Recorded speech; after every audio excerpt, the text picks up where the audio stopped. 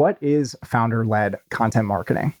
I sort of based it off of this idea of founder-led sales, which I think very typically, and if you go back like 10 or 20 years and you kind of read about like Jason Lemkin, Paul Graham, like essays about founder-led sales, like I always kind of thought the motion there was sort of like do scrappy things, usually stuff like cold email, cold calling, site visits, blogging to like get early customers. And so that sort of motion that often takes companies to like their first $500,000 to $1 million in revenue is like founder-led sales. Founder-led content marketing is the same idea, but very specific to things like social media, to blogging, to just like generally writing and putting your thoughts out in public. And I think that can take like a lot of different forms, but the general idea of like this kind of wave that we've seen over the last 5 or 10 years of a lot of companies actually finding not only some of their customers, but actually the majority of their customers from like an individual voice at the company.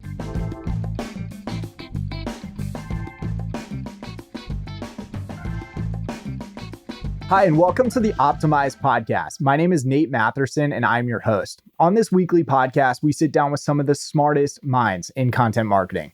Our goal is to give you perspective and insights on what's moving the needle. Today, I'm thrilled to sit down with Chris Bakke. Chris is the founder of Lasky, which was acquired by Twitter X in 2023, and Interviewed, which was acquired by Indeed in 2017. He's worked in product and sales leadership roles at X, Indeed, and Zillow. You may also know him from X, where he's over 200,000 followers and puts out bangers constantly. On this week's episode, Chris and I chat about founder-led content marketing. We chat platforms, including X, formats, building an audience, and so much more.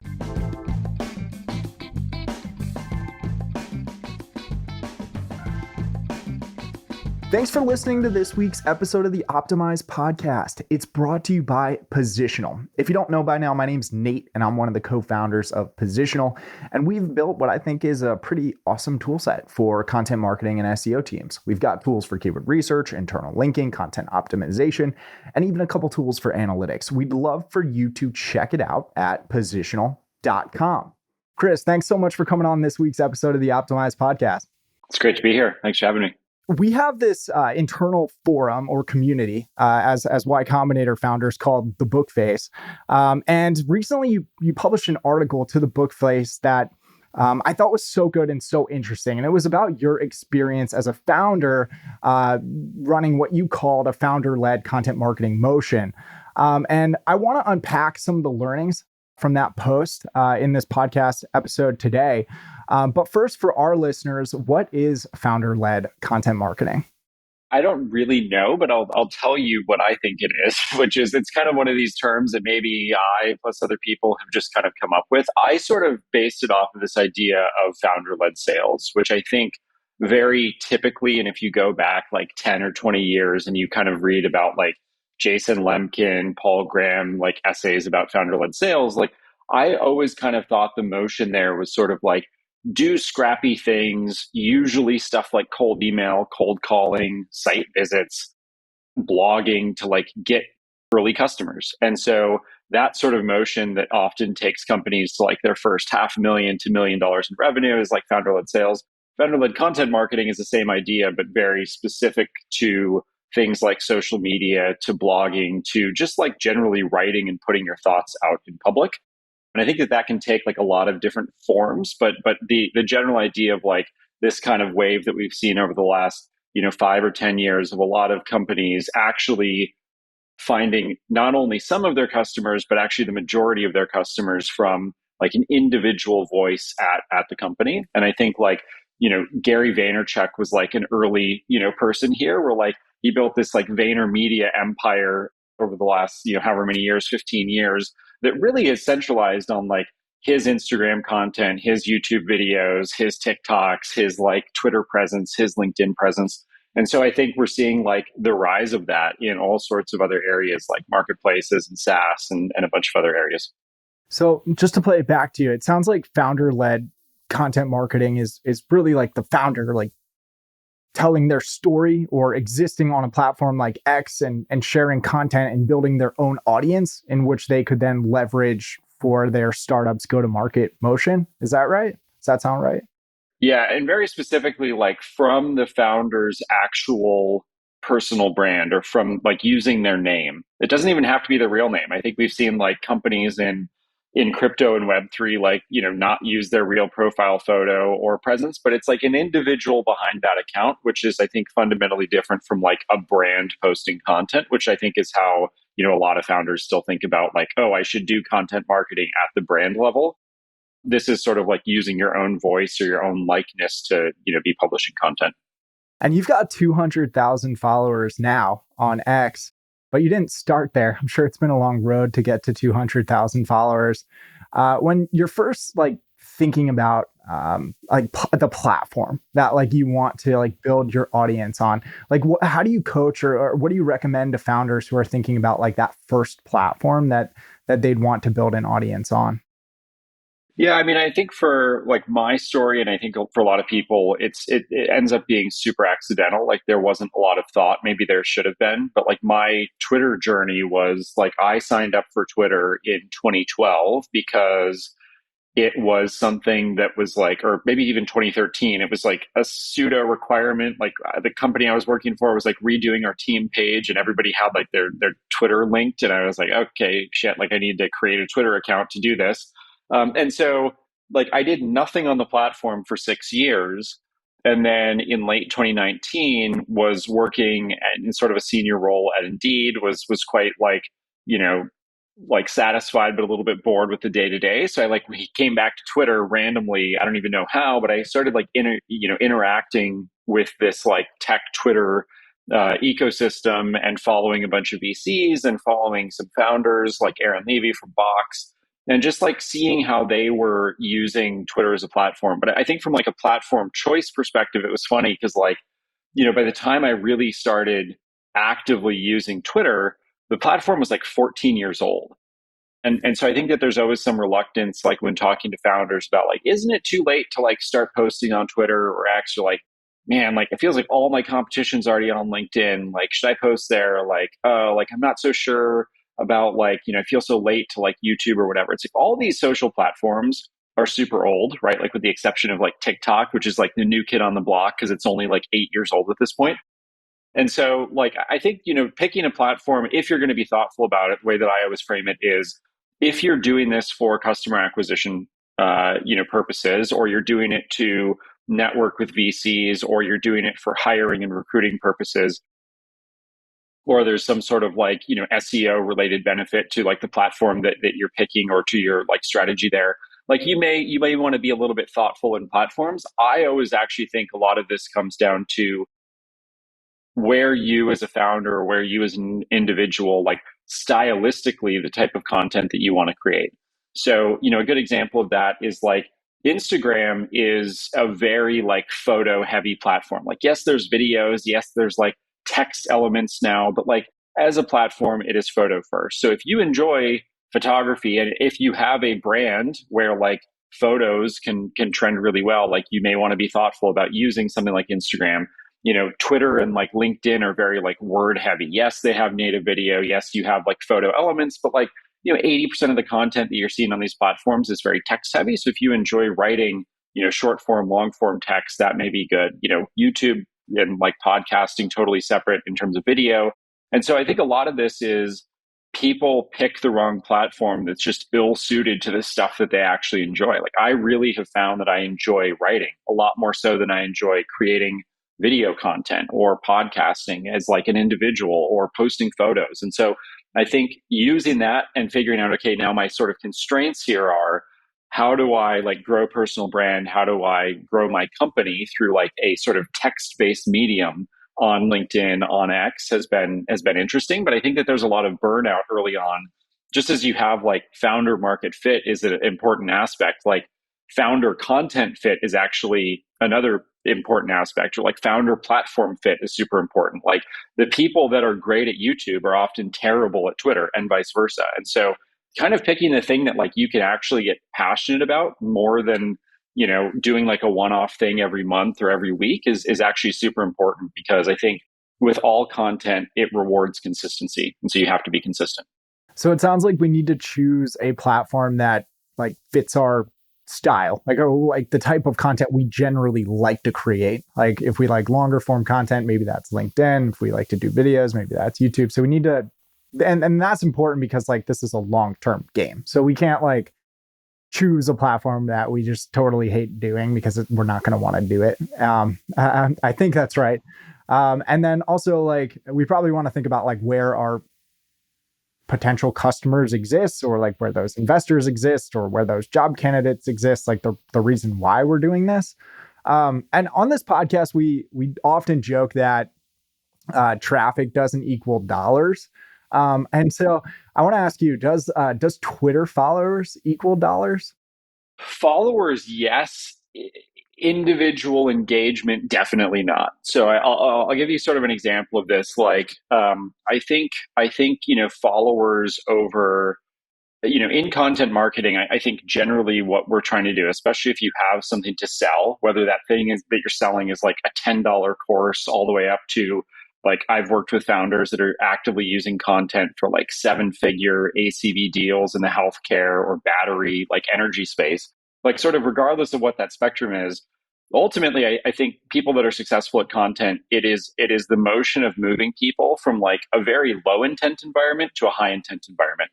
And so what I mean by that is like there's a lot of trust that gets built up there. But it's like if I post a meme and you find it funny and you follow me, it's very unlikely that like within a day's time or even maybe 6 months time that I can like turn you around and get you to buy my $60,000 like ACV software.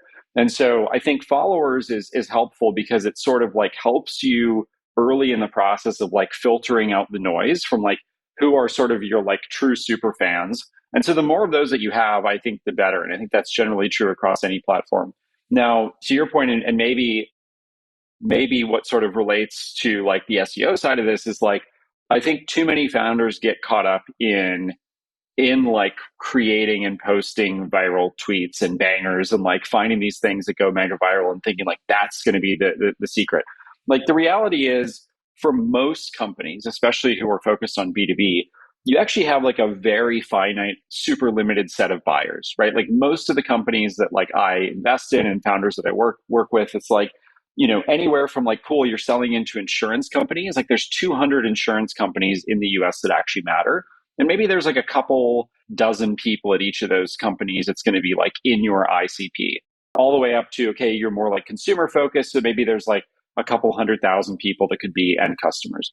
But like when something goes mega viral, it doesn't actually yield like new followers. Like you think about the amount of like viral content on any platform that you see, whether that's like a YouTube short or an individual tweet or some random thing that goes crazy on Instagram or LinkedIn. Like it's very unlikely that you follow those people. Like what you do usually see in terms of who you're following are people where they are consistently producing stuff that you find interesting or thoughtful or humorous. And so that's why like the consistency aspect is so important of just like you need to be kind of like in the arena regularly posting content because like your likelihood of having a viral hit largely is dependent on like how many at bats you're going to have. But like I think everybody is always super disappointed with how like viral traffic translates to like new customers or new leads or like something attributable in terms of like their funnel. So it sounds like we need to have enough at bats that like something is going to go viral. And that's a very different in terms of how I think about SEO. Like, every piece of content I create from an SEO standpoint, I think should perform.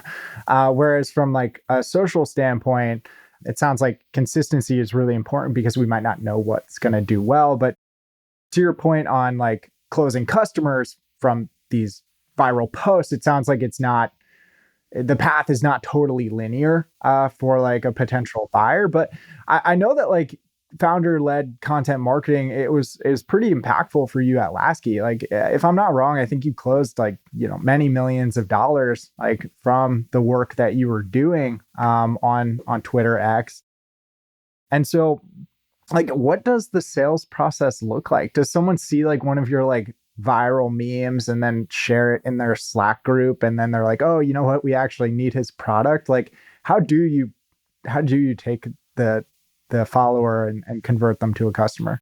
It's funny. I guess in that last on that last thread, like through just like many years of operating companies, I now know a couple like CEOs of public companies, and they're in these like Telegram groups and Signal groups and stuff with other like, Fortune 500 CEOs and stuff. And like it is crazy. Like the other week, I think it was like the president or CEO of like Blackstone or something. Like in this Telegram group, he's like sharing this like meme with like 40 other like big like CEOs. And it was like a piece of content that I had like produced, and like he like screenshotted it and sent it to me. And it just like, I think that there's too much emphasis on sort of like creating content that is like super tailored to your ICP. Like I generally think about this as like just get people's attention. Like what happens across all go to market is most founders just fail to get people's attention. Once you have their attention, there's a lot of ways that you can sort of like convert that attention into, more meaningful relationships through like a more serious newsletter, or by like funneling people to a blog or to a free resource, or to, signing up for a demo or a webinar or something. So like moving that intent from like my first job, and like part of that job of like being somewhat obsessive about like growing follower count and just like having lots of at bats, is like I just want enough opportunity where like I can write something funny that like not only a random like product manager friend would find funny, but like the CEO of like Blackstone can also find funny. And like he's not going to find everything funny, and like he may not even have an account where he's like following me, or he has some like anon account. But I think it's like I've been consistently surprised now from using content marketing at two companies to drive sort of the majority of our revenue, like how these things sort of filter up through the woodwork. Now, I think that there, to your question, like there are ways to be more direct and more intentional. So like the strategy that I think worked really well like 2 years ago that works less well today was like every time I would have something that would be going semi-viral that would cross like 1,000 likes on Twitter, I would just comment under it with like, hey, as a reminder, like I'm the CEO of Lasky. We help companies hire great talent. And so like then at least I have this chance where like if some random person is seeing this tweet with like zero context because they're not actually following me, they actually have the opportunity to say, okay, there's actually like a serious, founder or business or whatever behind this. And yeah, I think we were always just surprised at like how this kind of like very unserious public image could actually translate into like very serious business. Now, I think that jump is like it is a hard jump to make, and so I generally advise like founders that are starting out, like doing if you can perfect like a more build in public strategy, where build in public, I think of it as just sharing the day to day that you go through as a founder or an investor or employee at a company. Build in public content is amazing because it's super easy to convert like from engagement on the content to buyers or to intent, because like you're naturally like talking about your growth, you're talking about your customers, you're talking about code that you're writing, you're talking about features that you're releasing. And so you actually build this whole audience of people who are builders, but oftentimes those other builders being other founders or other product managers or other marketers, whatever, like those people are going to be perfect customers for the thing that you are building. And so I think accounts like Peter Levels, whose handles like at Levels.io, he's attracted like almost 500,000 followers, but everything he's done has been this very like indie hacker, like build projects in public. But then, in most cases, like 100% of his customers or early customers are coming from people actually like following his journey of like getting a new app off the ground or getting a new site live or like redesigning one of his sites. And so I think that strategy is hard to pull off, but it's super easy to sort of like convert that attention into intent. Whereas some stuff like humor and satire is a little bit harder, but I think it's still totally possible. And something I just want to double click on that you mentioned earlier is that like posting under your personal account in all of this is like the most critical first step, right? Like we don't want to be building like a large like company Twitter account. Like we want to tell like that story from Nate or from Chris, because like people will want to resonate or engage with that more probably than they would like a corporate account. And also to, it's transferable. Like, your Twitter account will be with you for a long time. That's right. Like we don't also want to be building like a content marketing motion on our company accounts, or do we? I think you can. I've rarely, like, with only a couple exceptions, I've seen it go really well. And I think in the places where it's gone really well, it's been super accidental. So I'll give you an example. Like a friend of mine runs a company called Readwise, and I think the Readwise like corporate account has 250,000 followers or something. His personal account, despite him like actually posting a decent amount, has like 5 or 10,000 followers or something. So in that case, it's like Readwise is a more consumer focused company, and also their product is literally like managing like threads and managing things that you want to read later, and like better bookmarking that content and helping you sort of come back to it and sharing it with others. And so they had this like very natural extension of their brand, where like for those of you that have used Twitter, like you've probably seen like threads where people are like saved to at Readwise, and then people go follow the Readwise account. So like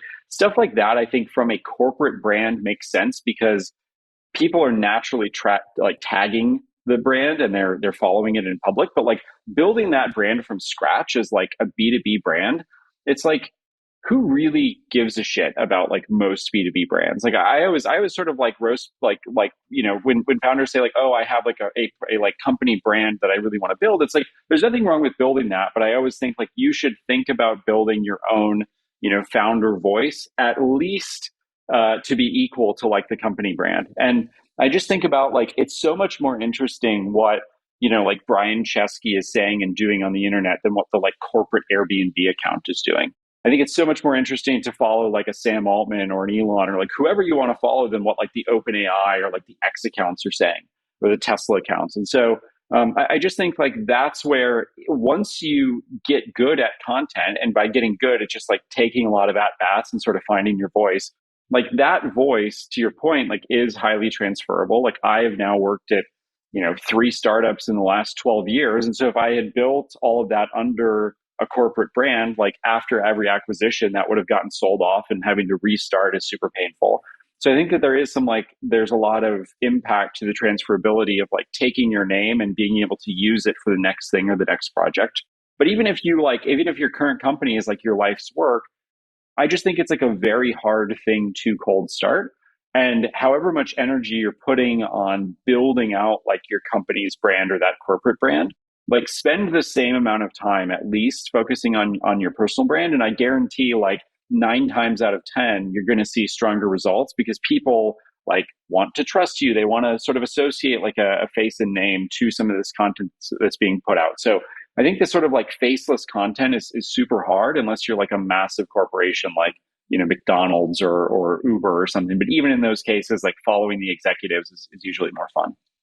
Totally. And you talked about building in public. I think that makes a lot of sense. It's also probably an easy way to get started for like founders who like might not know what to post about. Like they can just post about what they're doing each day. So it's like a live feed of things to talk about. But I know you've had a lot of success with like humor based content, memes in particular. My first question, I've got a few here. Like what makes for like a great meme? Like, is there a formula that you have down at this point? I wouldn't say it's so formulaic, but the best memes are something where it's like it's super timely. Like the sort of classic example is like during the period where like Sam Altman's fate was sort of at this like uncertain moment, with OpenAI, and the board is like resigning and getting fired, and like the team might be joining Microsoft. Like there's so few things I think day to day in tech. Like memes in politics, memes in sports are actually way easier because like there's just a lot more action that happens there. Like memes in tech, it's funny. It's like in technology, you think about the amount of like what I would consider like commercially successful content that's been created about the entire technology industry, and it's very small. And I think that the criticism is usually like basically you go to like Silicon Valley, the TV show, The Social Network, the movie. Shark Tank is sort of adjacent, where it's like this interesting like investor founder dynamic. But like Shark Tank is like the furthest thing from how like venture capital actually works or how private equity actually works. And so I think one thing is like mostly the technology industry is like extremely lucrative, but extremely boring.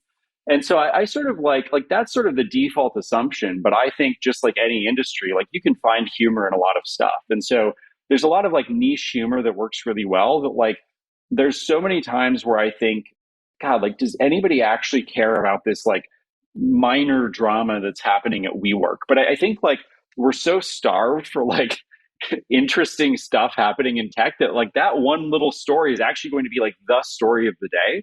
And so having some unique voice on it or having some unique take on it is challenging sometimes. But like if you can find an angle, I'm always surprised, like, especially from just being consistent with it, like how often those things actually perform really well. So I think basically it's just like, follow the news. No story is too minor because I always think about like back to followers. It's like on the one hand, yeah, I've been tweeting multiple times a day for 5 years and I have 200,000 followers. But I'm also like, there's like 300,000 people that work at Microsoft. So like I have a lot of work to do. Like if my goal is to like connect to like tech workers, like I'm like barely scratching the surface, right? And so like it's any one thing that feels like such a like microcosm is actually like there's a much bigger audience behind it. And I think that that's been the power of like subreddits and stuff. You're like, who else? What other nerds are interested in like woodworking? And then you go on like our woodworking and there's like 500,000 people and you're like, oh shit, this is actually way bigger than I thought. And so I think like Twitter and LinkedIn and all these channels are very similar to that. And so just being unafraid to like take this sort of like small thread and like add color to it. I think the ways that like there's sort of a somewhat predictable path to like making that stuff humorous, which is there's these somewhat like evergreen jokes just around like remote work and like executive compensation at these big companies and the whole like blind people mentioning their like high earning total comp and nerds trying weird diets and like drinking Brian Johnson olive oil and drinking Soylent and stuff like that. So it's like you can sort of like remix any of those like somewhat evergreen themes and with a lot of the like stuff that's happening today. And I think that that's sort of like, even though it's not super formulaic, that's sort of like generally how I come up with a lot of the content that I do.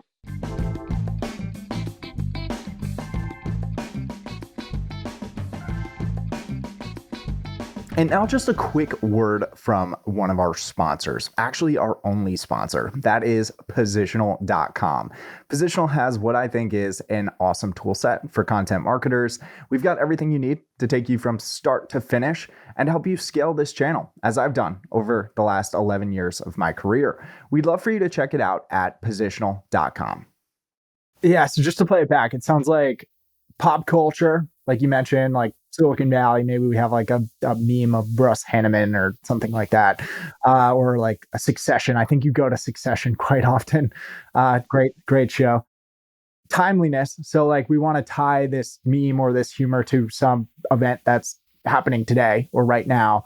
But then it also sounds like we have like some go-to themes or like playbooks that we can operate from if maybe something's not happening today, or even better if we could tie it to something that's happening today. That's very interesting. And yeah, on my first company, we did a lot of what like we used to call like data-driven content marketing. We do like surveys and reports. And we would use these like surveys and reports to go viral in like traditional media, like the news. And like we found that like the reports that did best were the ones that like said something that like everybody knew, just like nobody was saying it. So like we were essentially like providing data to something that everyone knew and just wanted to say, but couldn't figure out a way to say it.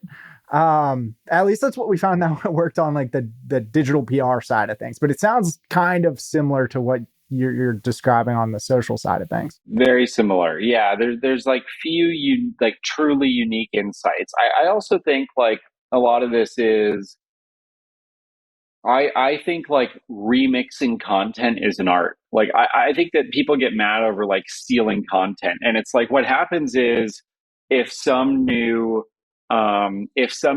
like funny picture of like Zuck at a party emerges, it's like a scramble. Like everybody on the internet is trying to find their own like funny like angle. And sometimes the angles are like, like 2% difference is like the difference between like a post that's going to get 10,000 likes and a post that's going to die on the vine at like 6 likes. And so I do think that there's some like weird sickness of like, because I enjoy consuming a lot of the content, you just get better at it. There's some like je ne sais quoi over like what you kind of know people are going to find entertaining or what they're going to find funny. And I think like, to your example, like writing powerful content in general is kind of like that. Like there are just certain hooks, like whether it's you're using percentages or like, if you're writing like a testimonial or a case study, like using a lot of like percentages is like often a very helpful thing. And so like there's just like certain hooks that you can like almost evaluate a piece of content and say like,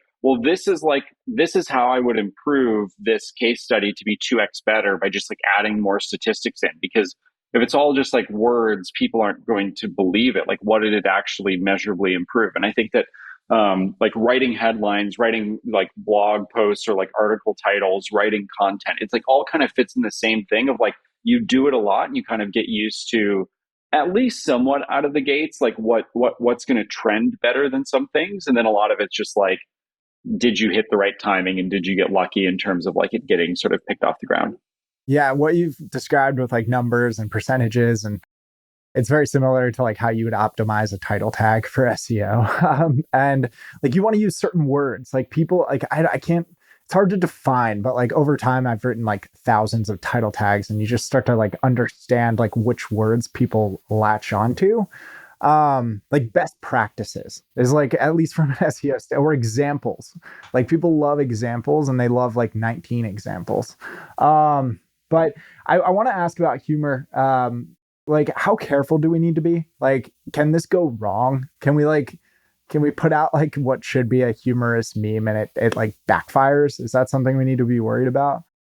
Yeah, I remember this like specific day where I made so two things have happened. Like once while running Lasky, which was my last startup, I made like a meme that was like pretty brutal about just like, picking on like the 100,000 product managers that Google had and like what did all these people do. And like I remember like our head of sales and like the meme or the post went like super viral and I don't know, got like 50,000 likes or whatever. And then like 24 hours later, it somehow ends up with like our head of sales and he's like pinging me on Slack and is like, we're like in a pitch with Google right now. So like if 50,000 people like a meme, it probably means like somewhere like just depending on audience size, like somewhere between like, like 2 and 10 million people have the chance to see the meme. So like then it's just a question of like, all right, people at Google have seen this, like how many, who are they? Did they actually take offense to it? And so there's like really bad timing that happens. Like the second event was a pretty critical like roast of Mark Benioff at Salesforce that I literally posted like the morning that my team at X was like going into like a pretty major pitch with Salesforce. And like I was in the meeting and like they for sure like saw and shared this ahead of time. It was like a very hostile like environment and it was kind of scary to be there. Like I don't regret either of those because I think like both of those are kind of like pretty funny stories. Like the Google thing actually worked out fine. The Salesforce thing didn't close, but like it wasn't that big of a loss. And like, I don't know, maybe the meme contributed to it. They for sure shared it and probably weren't happy with it. And so I think like I push the line a lot more than like I would advise most founders to. And I think part of that is like personal brand and part of it just seeing like what can you get away with? Like I'm fortunate in that like Elon Musk is my boss and bought my last company. And so like he kind of sets like a pretty high ridiculous bar for like what you can get away with from a saying shit online perspective. And so I don't know. Like I've never really particularly worried about it. I do think it depends a lot on the industry. Like if you're selling consumer goods, depending on like what those goods are, it's like super easy to get people to like turn on you and sort of get have like massive backlash against your product. But you can also take an approach like Ryanair. Like if you've seen Ryanair, like they are just deliberately bashing customers in public as like part of their core brand for like their customer base being too cheap to fly on another airline. And it's like that works really well for them. And so, yes, I think to your question, like you do want to be cautious and careful, especially if you have like a tightly regulated industry or there's only so many buyers. Like I think we were fortunate at my last company at least in that like almost everybody was kind of a buyer. Like anybody running a a talent acquisition team, any founder that was sort of early in hiring, like all of them were possible customers, and so it kind of felt like listen, even like with NYC, I could have like 150 founders really hate something that I wrote, but as long as like another 150 found it funny, insightful, agreed with it secretly, and it was like the thing that everybody was whispering about that nobody was actually saying, like getting those 150 to pay attention to me, to follow me, to possibly become customers was worth like kind of alienating the other, 150. So that's always how I've seen it. And what's crazy is like I do get asked that quite a bit, especially like in private. And like the thing with content, and I think a lot of strategies is I don't know what the opposite would look like. Like I think things have turned out just fine with doing a lot of more like shit posts and memes and stuff. But like I don't know, what would it have gone like 10x better if I had had the same consistent strategy, but been more of a thought leader and been more like build in public. And so I think in some cases, like you don't have this like forever one way door, but there's no like look back over could I have still gotten to hundreds of thousands of followers? Could I still have driven like millions of dollars in revenue from this content if it was like more boring and toned down? Would that have actually helped us get like bigger clients who wanted more best practices, who wanted more sort of like examples? Did we lose deals in private because like our sales team was pitching and somebody found like I'll never know. And so I think it's like you just can't dwell on it too much. Totally. Yeah, I guess if we're like selling rockets to the government, we probably don't want like too many memes. But if we're selling to founders and like we're making fun of VCs with like a meme, or we're making fun of Zuckerberg, or I mean, there's a lot we could roast Benny off about. But like if we're for like if for a founder selling to other founders, it's probably pretty low risk, I would say. I think it's pretty low risk. And there's just a lot of successful companies, that are using memes to a certain extent. Like I think Aaron Levy at Box is like a good example. Like he's pretty playful online. He's running a publicly traded company that like largely is selling into enterprise. Um, brands like Linear and like Post Hog, where like either is at the brand level or at the founder level, like they're pretty like memey and playful with their content, and it's worked like really well in terms of like getting developers sort of interested in the stuff that they're doing. So again, I sort of go back to getting attention online is so hard, like sort of going to somewhat ridiculous lengths without ever like punching down or sort of like calling out a small startup. Like those are lines that I try not to cross. I've definitely violated them accidentally with like a humane pin joke or a quibby joke here and there. But like I try very hard to not like sort of actively have that be the thing. But like, who really cares if you like punch up at Salesforce or Adobe? Like, do people there actually care what I think? I don't know. So I think it's like it's a fine line strategy for sure. Yeah, I mean, I don't personally really care. I just imagine that like some founders might care. Yes. Yes. But yeah, there's like that PG quote. I'm like kind of totally butchering it and using it in like the wrong context. But he has that one quote about like you want like 100 users to really love you versus like 1,000 people to like kind of like you. So it's a lot more valuable to have those 100 people that really love what you're doing. And I was going to ask about it later, but you mentioned Elon. I know that Lasky was acquired by Twitter, now X. And I think it started with like a DM. Elon, is that right? Yeah, that's right. So I think one of the things that I had put in that Bookface post was like sometimes like really big things can come from content. And like I'm one of several people, right, that have been acquired as sort of a somewhat direct result of building in public or posting in public or just having like a loud voice, and then somebody important going, okay, what's under the hood here? Like what is this person building? So in my case, like I actually had to the previous point, like one of the kind of like regretful things about my content strategy was I had this weird like it felt weird at the time. Like I had this period where right after Elon bought Twitter, I started posting a lot very publicly about like what I thought Elon should do with Twitter and like the change, like the bad things that previous sort of regimes, like they had gone through 8 CEOs in the last 10 years, and so who's to know like who's to blame for some of this stuff, but like when sort of the acquisition was fresh, I was posting a lot about like the opportunity that Twitter had as a company, some things that I thought Elon should do. And like most of that stuff did like fine. It was never like meant to be, and none of it ever went super viral. But one of the random things that I posted was like LinkedIn is absolutely demolishing Twitter on basically every metric except for monthly active users. But in terms of all the like, business metrics and revenue metrics, like I think at the time that Elon took over Twitter, LinkedIn was doing like roughly 10x more revenue than Twitter, with 40% fewer monthly active users. And so the ways in which they were like monetizing their audience was like, or like an order of magnitude better than how Twitter was monetizing. And I had all these reasons for that. And Elon like somehow ended up like following me because of that. And then like within 10 minutes of posting one of these things, like kind of slid into my DMs and was like, hey, I totally agree with all these points. Have been like following this stuff from afar for a little bit, like would love to discuss. Like I know that you're working on sort of like a hiring company that has, sort of plays in the same sphere as LinkedIn does. Like would love to meet about it and just kind of learn more, and like happy to chat acquisition if you're open to it. So, that's sort of like an outlier, and that like he's like we negotiated the deal directly with him. We were the first acquisition at Twitter after he bought the company.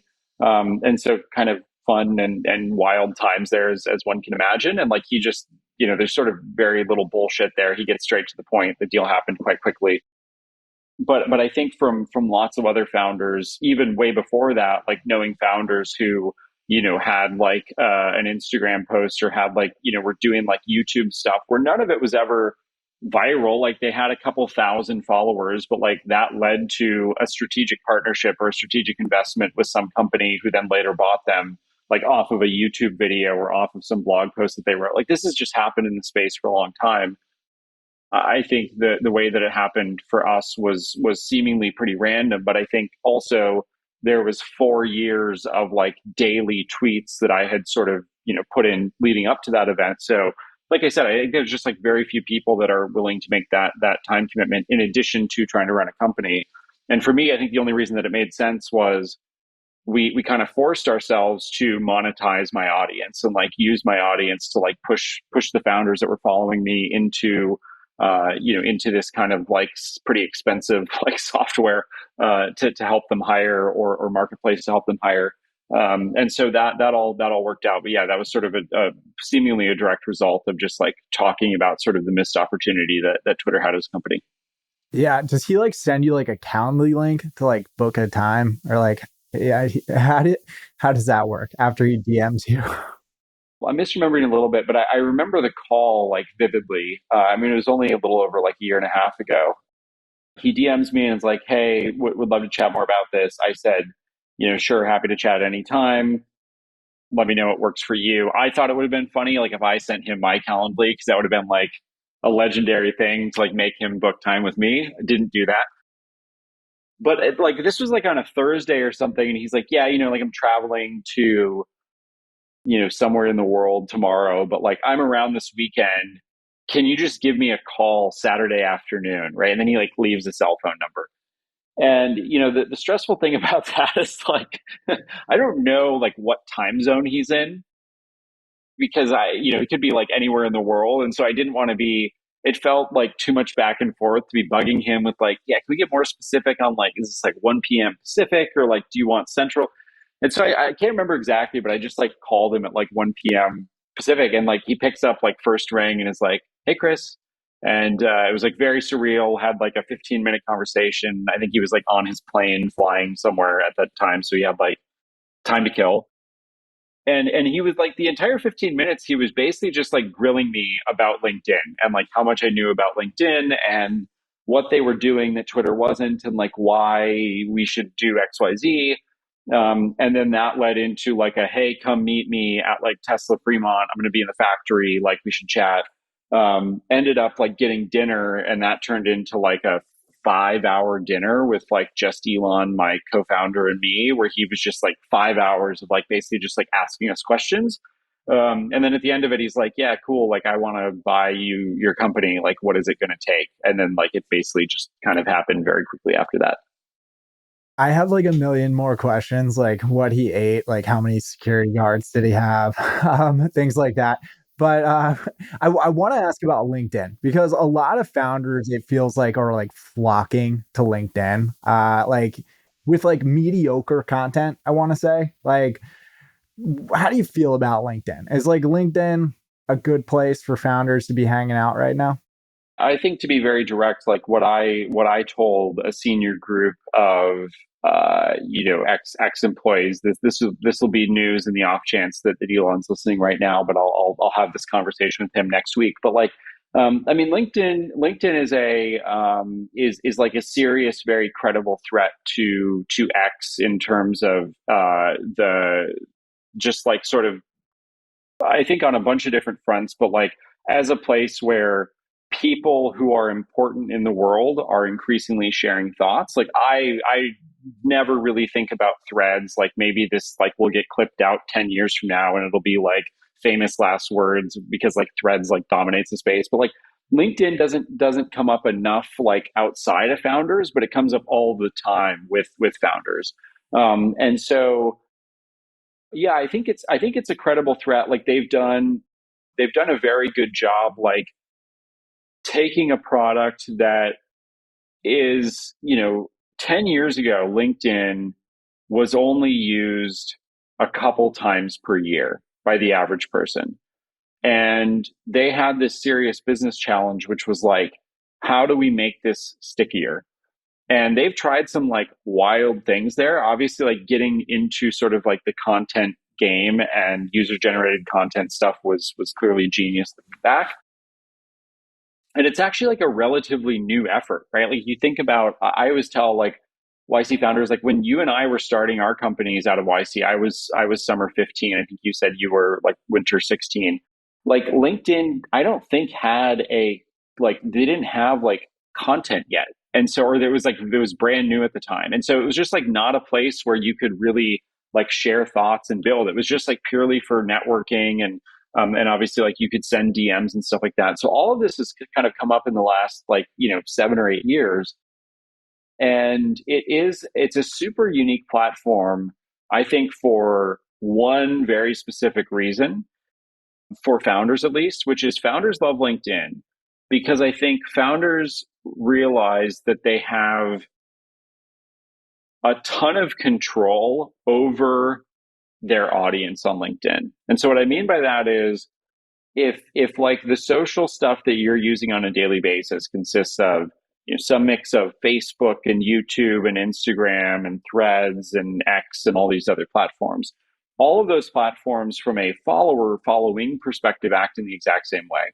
Like I follow Nate on YouTube, he racks up a subscriber, I see all of his content, but like I don't get a default follow back, right? I follow you on X, I see all of your content, you don't see all of my stuff. LinkedIn is fundamentally different because when you connect with somebody and they accept, they mutually follow your content back.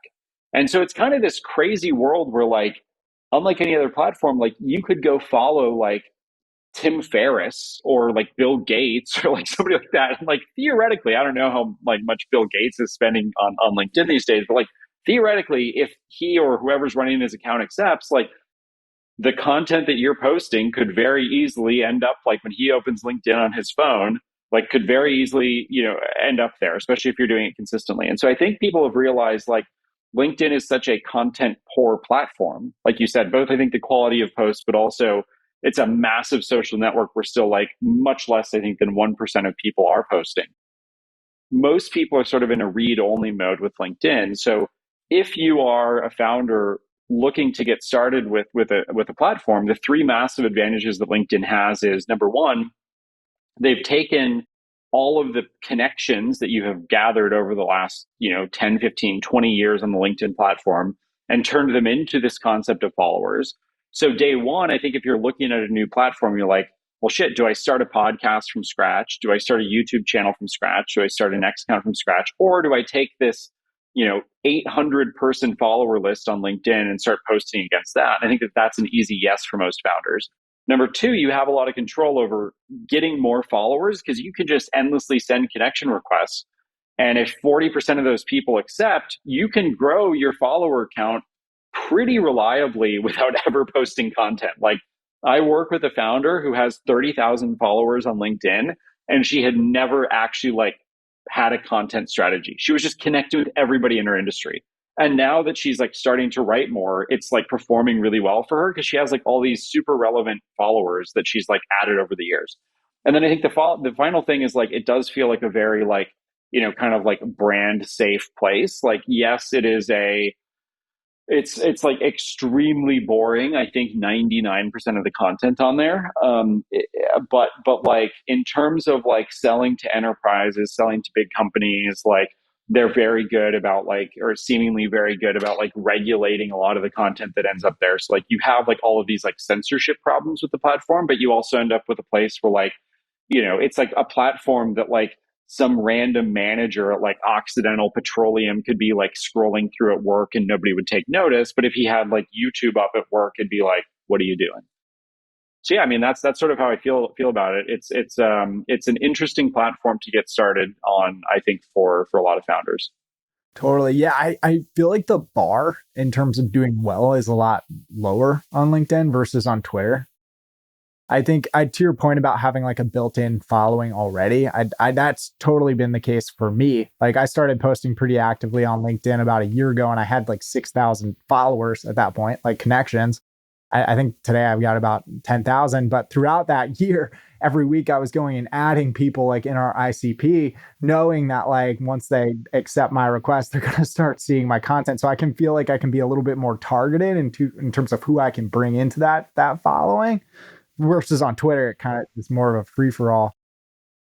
And this has been so much fun. We could go on for another hour, but I've got a few lightning round questions I'd love to ask you. Does that sound all right? Yeah, let's do it. So posting to both, what I do, I usually create content for LinkedIn, but then I'm you know what, I'll also post it to Twitter. Is that a good idea or a waste of time? I think it's fine. That's my default recommendation. You can do that in a lot of ways. You can do it manually. You can use a Buffer or HubSpot or a lot of different ways to do that, right?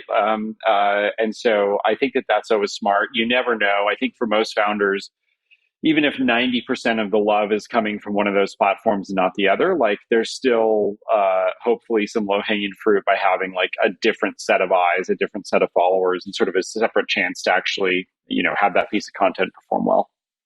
At X, is it ever referred to as Twitter internally, or does everyone call it X?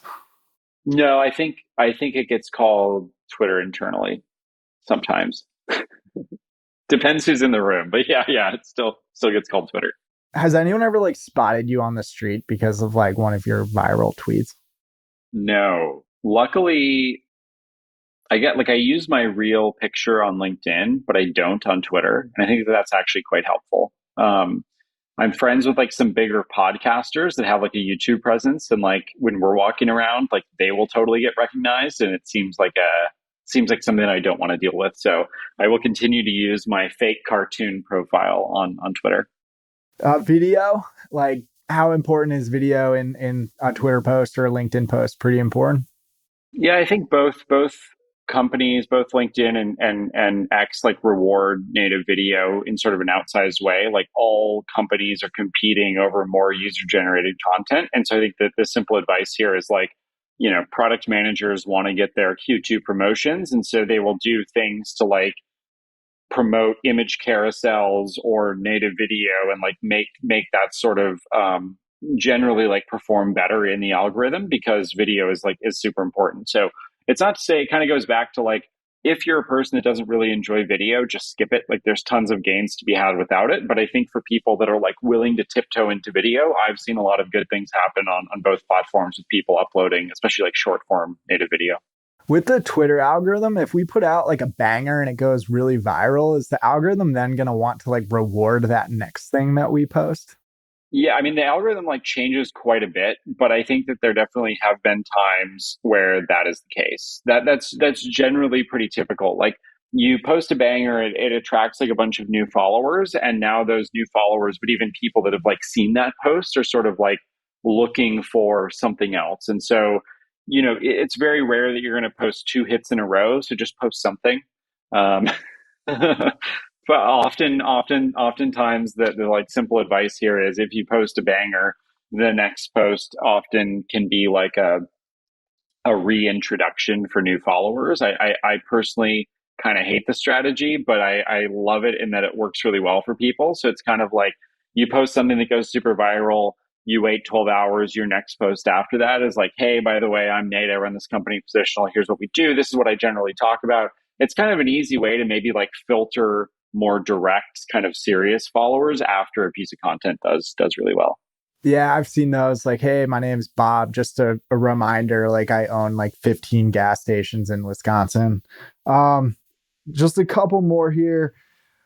Can we post too often? Like, I think in the book face post, you mentioned like a few times a day is great. If we posted like 57 times a day, would that just be like too much? I have no idea like what those thresholds around like too much is, but there's definitely something that's like you get rewarded up to a certain point and then you get penalized for posting too much. And it's probably actually like a really high threshold. Like I think we would love if the average user was posting like 5 or 10 things per day on the platform, but like, more than that. And it's kind of like, do you really have 57 unique thoughts that are good in the last 24 hours? Unlikely. And so, unless like all of them are going super viral, then I imagine that there's some sort of like algorithmic penalty there. Yeah. And last one, I promise. What are you up to these days? Working at X, working like one on one with a handful of founders, like advising them on go to market stuff. I also co own an agency that got started around the beginning of the year that's helping companies with social media and sort of like do this founder led social media thing that's called Napa Media. And so the domain there is usenapa.com. And yeah, just working on that with a friend, and it's going super well. And it's been fun, sort of like working in this like ghost writing, like founder content creation space and helping a lot of founders just sort of like better tell their story in public. Yeah, and we'll put a link in the show notes to use napa.com. And we'll also link over to your Twitter where everyone should be following you if they're not already. But Chris, thanks so much for coming on this week's episode of the Optimized Podcast. Yeah, appreciate it.